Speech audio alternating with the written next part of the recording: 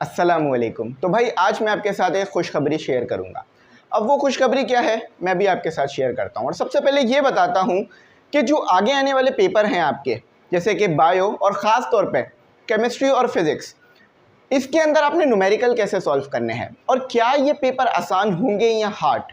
मतलब अब तक जो पेपर आए हैं वो तो आसान थे, जैसे मैथमेटिक्स का पेपर आसान था, इंग्लिश का आसान था, हाँ कंप्यूटर का थोड़ा बहुत मुश्किल था, लेकिन गैस पेपर से उसमें भी नो क्वेश्चन आ गए थे।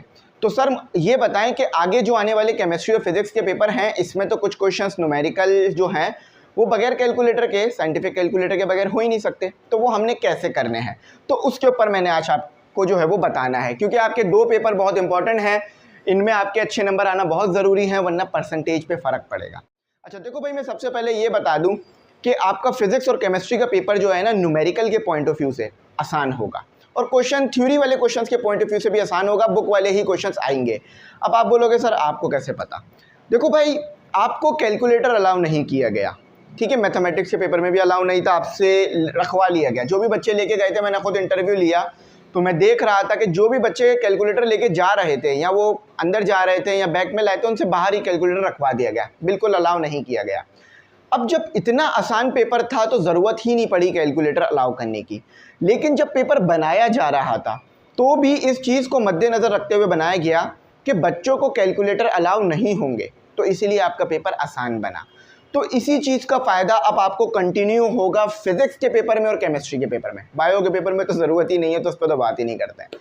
तो यहाँ पर सबसे पहला सवाल क्या है, फिज़िक्स का पेपर ईजी होगा या हार्ड। तो मैंने बता दिया ना कि भाई पेपर आपका ईजी होगा, ठीक है, फिजिक्स का भी ईजी होगा और केमिस्ट्री का, और न्यूमेरिकल भी बहुत हलवा, बहुत आसान आएंगे। क्यों? क्योंकि आपको सिर्फ पॉकेट कैलकुलेटर अलाउ है, साइंटिफिक नहीं अलाउ। तो साइंटिफिक कैलकुलेटर नहीं अलाउ होने की वजह से जो एक्सपोनेंट वाली वैल्यूज़ हैं या जो साइंटिफिक नोटेशंस वाली वैल्यूज़ हैं जिसमें ज़्यादा कैलकुलेशन है, तो फिर वो वाले न्यूमेरिकल दिए ही नहीं जाएंगे। क्यों? क्योंकि मैथ के पेपर में आपको अलाउ नहीं था कैलकुलेटर, इसलिए मैथ का पेपर आसान बना।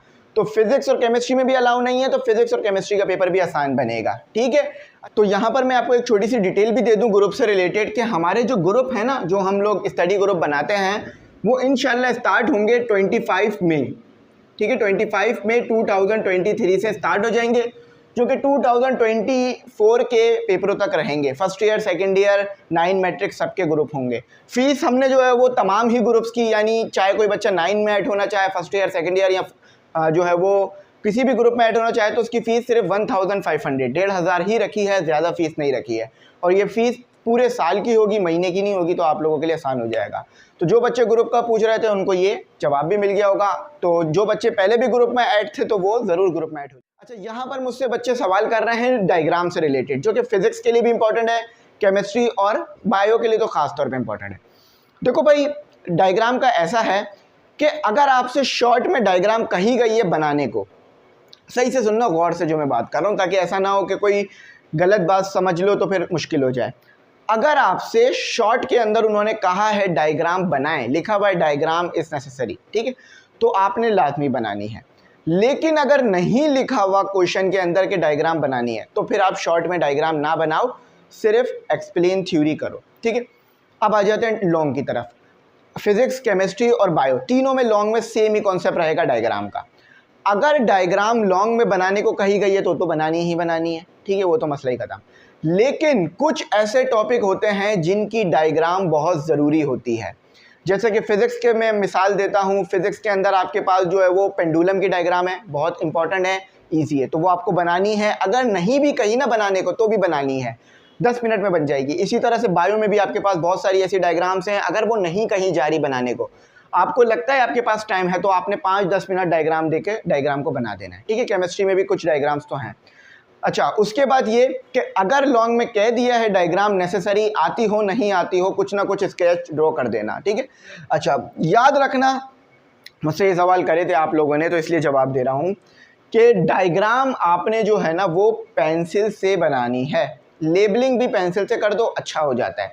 और फिर वो लेबलिंग पेन से की हुई होती है, ब्लैक से या इंक पेन से, तो वो अच्छा नहीं होता। कोशिश करो कि पॉइंटर से लिखो, ठीक है, क्योंकि पॉइंटर से जब आप लिखते हो तो फिर वो एक पेज का ना दूसरे पेज पे नहीं छपता। बाकी बॉल पेन से, इंक पेन से लिखने से वो पीछे छप रहा होता है, क्योंकि वो इंक फिर रिलीज हो रही होती है ना, इसलिए। तो न्यूमेरिकल कैसे सॉल्व करना है, न्यूमेरिकल बिल्कुल इजी आएंगे, पॉकेट कैलकुलेटर से आप इजीली अपने न्यूमेरिकल सॉल्व कर लोगे। ठीक है भाई, अब आखिर सवाल पे आ जाते हैं, पेपर कैसे अटेम्प्ट करें। देखो भाई, पेपर अटेम्प्ट करने का सबसे आसान तरीका मैं फिजिक्स में बताऊंगा और केमिस्ट्री का बताऊंगा, क्योंकि आपके पास बायो में न्यूमेरिकल नहीं है, तो बायो का रहने देता है। बायो का आप तो वही है, जो आपको क्वेश्चन आ रहा है आपने करना ही करना है। फिजिक्स और केमिस्ट्री में ये प्रॉब्लम होगी कि सर न्यूमेरिकल करें या फिर थ्योरी करें। मुझसे बच्चे पूछ रहे हैं कि सर सारे न्यूमेरिकल कर लें और थ्योरी के फिर कुछ क्वेश्चन रह जाएंगे तो वो कर लेंगे, या सिर्फ थ्योरी के कर लेते हैं, न्यूमेरिकल रहने देते हैं, कैलकुलेटर भी अलाउ नहीं है। तो देखो भाई, लॉन्ग में तो आपको ज़्यादातर एक्सप्लेन करने वाले क्वेश्चन ही दिए जाएंगे, डेरिवेशन ही दी जाएगी, लेकिन शॉर्ट में आपके पास जो है वो एक्सप्लेन यानी डिफाइन करने वाले, एक्सप्लेन करने वाले, ड्राइव करने वाले क्वेश्चंस भी होंगे, थ्योरी वाले क्वेश्चंस भी होंगे और विद न्यूमेरिकल्स होंगे।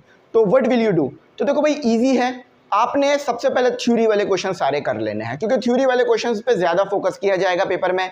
थ्योरी वाले क्वेश्चन ज़्यादा होंगे, मेजॉरिटी में थ्योरी वाले क्वेश्चन ही होंगे, न्यूमेरिकल 5, 6, 4 ऐसे ही करके कुछ होंगे हिसाब के साथ। तो सारे अगर आप थ्योरी के क्वेश्चन कर लेते हो और 1-2 न्यूमेरिकल कर लेते हो तो बहुत अच्छा हो जाएगा। ठीक है, क्योंकि कैलकुलेटर अलाउ नहीं है तो वैसे ही मुश्किल हो रही होगी, और इजी न्यूमेरिकल भी आएंगे तो फिर हो जाएगा काम आसान।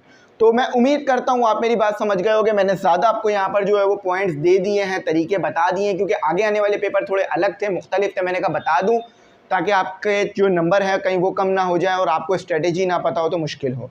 क्योंकि बहुत सारे बच्चों के तो पेपर इसलिए भी अच्छे हुए हैं कि उनको पता था कि कैसे हमने काम करना है। और भाई वही फिर बोलूँगा, वाटर बॉटल लेके जाना, टिश्यू लेके जाना, सारी चीज़ें लेके जाना और अच्छा पेपर करना। ठीक है, तो उम्मीद करता हूँ मेरी बात समझ में आई होगी। थैंक्स फॉर वॉचिंग, अल्लाह हाफिज़, अपनी कीमती दुआओं में ज़रूर याद